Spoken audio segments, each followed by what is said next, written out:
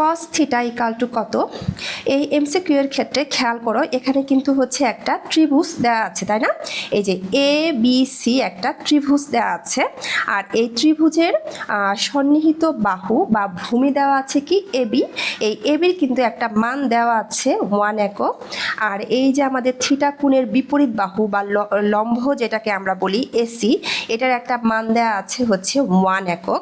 কিন্তু খেয়াল করো, এই যে বিসি যেটাকে আমরা অতিভুজ বলছি, সমকোণের বিপরীত বাহুকে কি বলা হয়? সমকোণের বিপরীত বাহুকে বলা হয় হচ্ছে অতিভুজ। এই অতিভুজের কিন্তু কোনো মান দেয়া নাই, তার মানে হচ্ছে বিসির কোনো মান নাই। তাহলে আমরা দেখতে পাচ্ছি যে এই এ বি সি সমকোণী ত্রিভুজে এ বি ইকাল টু হচ্ছে 1 দেওয়া আছে, এসি ইকাল টু হচ্ছে 1 দেওয়া আছে, 1 একক আর কি, তোমরা একক লিখে নিবা।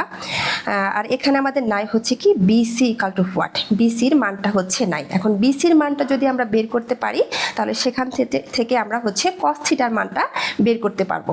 ঠিক আছে, এখন দেখো পিথাগোরাসের উপপাদ্য থেকে আমরা কি লিখতে পারি? সেখান থেকে আমরা লিখতে পারি যে বিসি স্কোয়ার ইকাল টু হচ্ছে কি এ বি স্কোয়ার প্লাস হচ্ছে এসি স্কোয়ার, বা BC equal to root over A B square plus হচ্ছে এসি স্কোয়ার। এখন মান বসাই দিই, 1 স্কোয়ার প্লাস 1 স্কোয়ার, তার মানে 1 প্লাস 1 ইকাল টু হচ্ছে কত?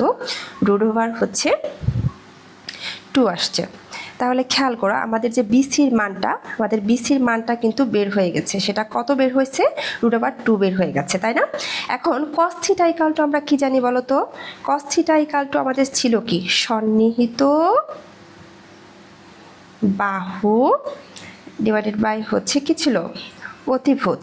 তাহলে এই ক্ষেত্রে আমাদের সন্নিহিত বাহু কোনটা আছে বলো তো?